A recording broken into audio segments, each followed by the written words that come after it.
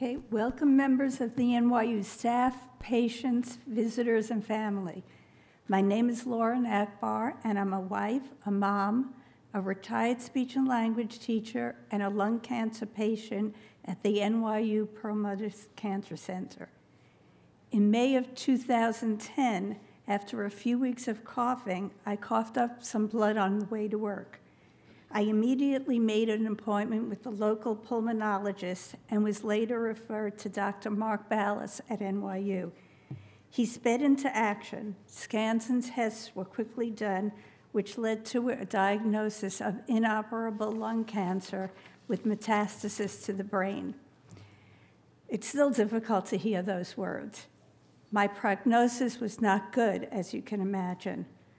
Like most women, breast cancer had always been my primary concern. I had lost my sister Millicent to that disease, so I was not prepared to deal with the diagnosis of lung cancer. I was frozen with fear, unable to speak about it, and when friends called, I couldn't talk about it. My family was my strength, and eventually I became human again. In the weeks following my diagnosis, my family faced more crises. My husband, Roger, was diagnosed with salivary gland cancer, and my older sister, Cynthia, was diagnosed with pancreatic cancer.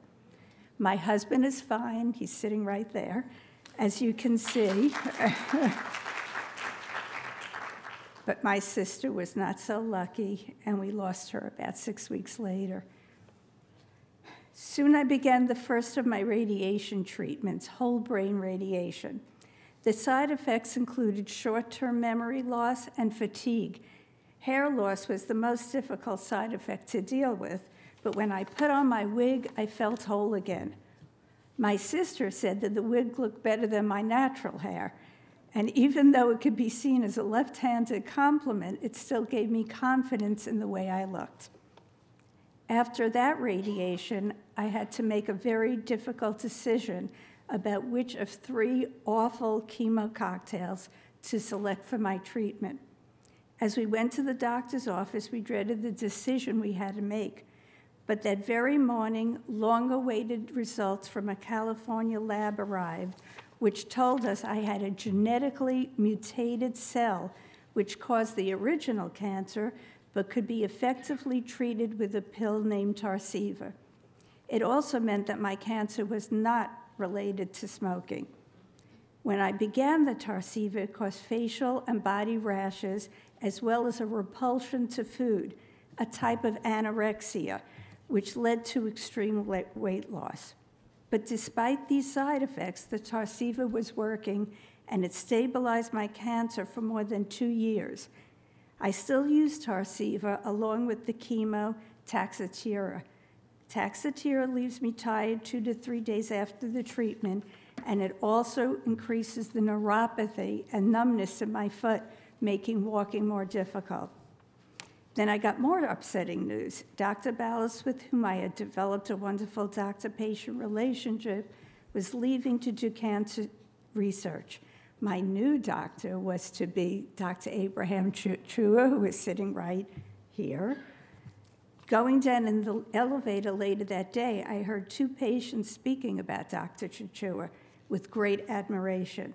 When I told them he was to be my doctor, they told me how lucky I was. I had this enormous sense of relief.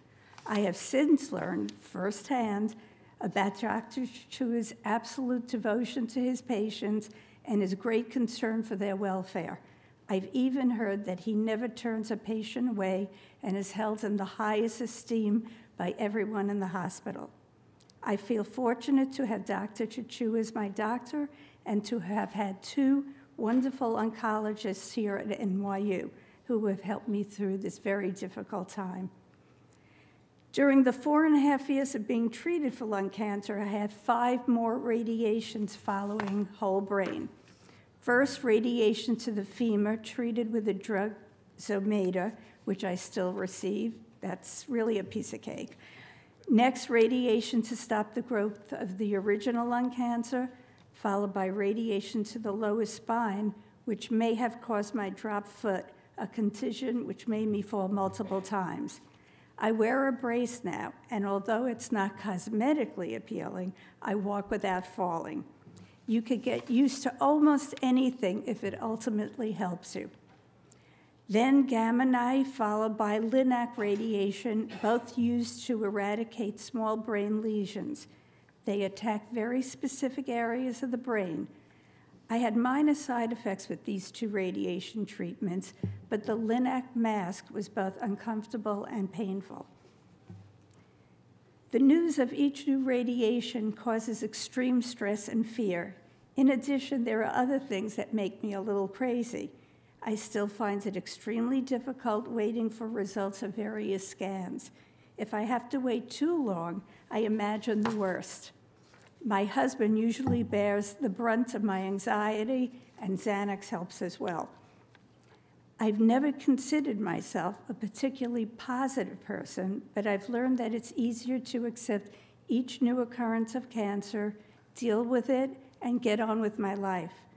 I'm told on the infusion floor that I always have a smile on my face and a cheerful disposition, even if I recently had some distressing news. My son says that I handle my illness well, but it's everything else I have a problem with. But the kindness of the staff at the cancer center is enormous. From the minute you leave your car, to the diagnostic imaging staff on 2, to the infusion nurses on 6, and finally to everyone on 8.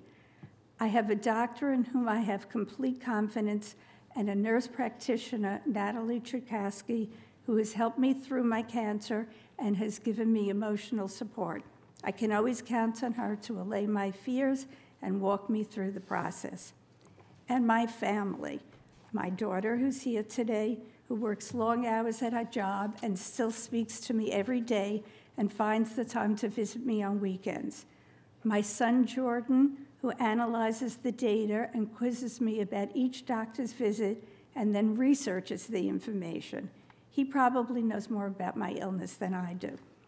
And my husband, Roger, who accompanies me to every doctor's appointment and does everything for me to keep me healthy. He's my hero, and I love him.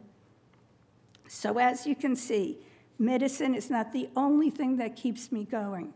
There's got to be more, and I won't define myself by my illness. I have my family, my friends, entertainment, and shopping. Focusing on shopping is better than focusing on cancer. The people at the NYU Perlmutter Cancer Center continually give me strength and a weekly dose of kindness. Remember, 4.5 years ago, I was not given much of a chance, but here I am, 4.5 years later, addressing this audience. What's really important is to remember, never give up and never stop living. Thank you.